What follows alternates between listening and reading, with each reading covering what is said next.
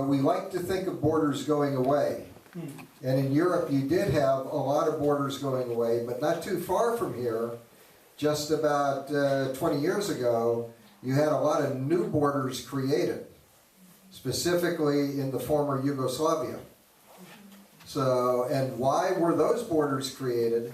They were created because you had different people of different ethnic groups who could not live with each other for some reason.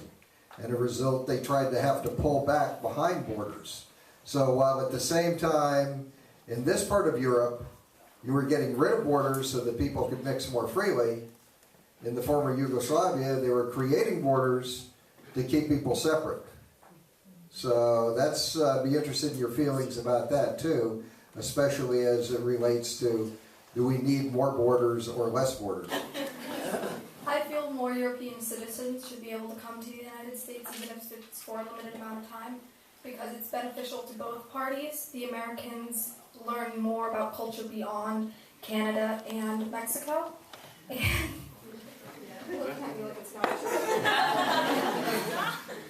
Because a lot of American citizens do not get the opportunity that the students at Wiesbaden High School get to be able to come to Europe, live in Europe, interact with Europeans, with the Germans, and learn more about how things are done outside of the United States.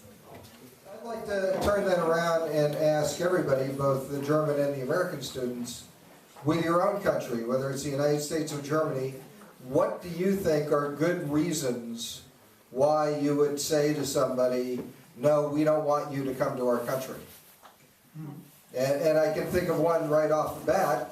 If you have somebody who is a criminal, and you know this person has committed a lot of crimes in their own country, and you think they may come to your country and commit crimes, I think personally that that's a reasonable approach to take, that if somebody has, you know that they've gone out and repeatedly carried out fraud or crimes, and they've stolen from other people, I don't know if that's the sort of person that you want in your country.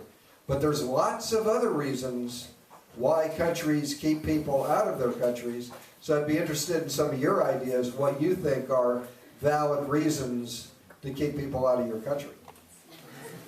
If they're like our enemies, they could be like spying on us. Like North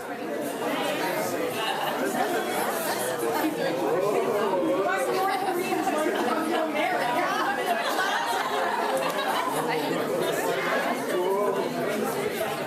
We didn't mention terrorism, but obviously since 9/11 that's become a much bigger issue, is knowing who is coming to the country and a little bit about their background. So with Germany, we're basically saying we have a great and close relationship, and if you have a German passport and you're a German citizen, you can come in with your passport pretty much based on your own application without being evaluated by a U.S. official.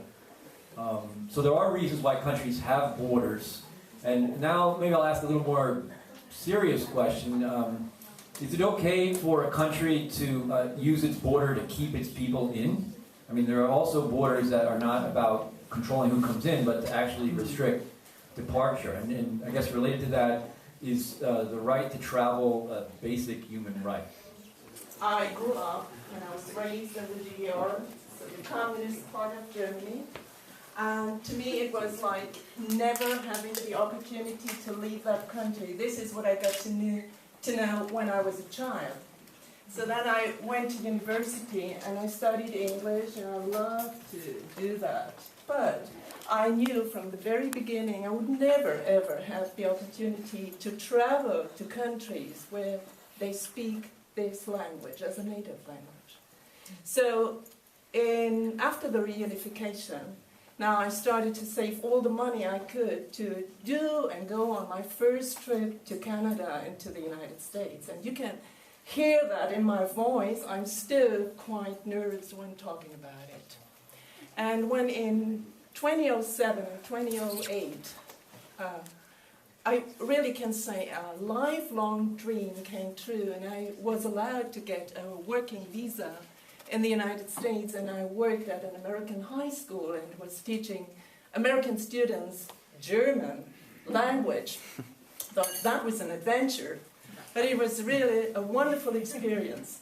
And ever since, I have been traveling forth and back.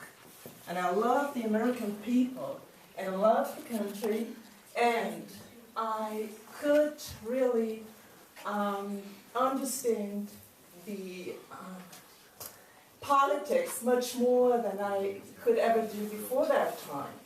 I was in your country when President Obama was on his first run.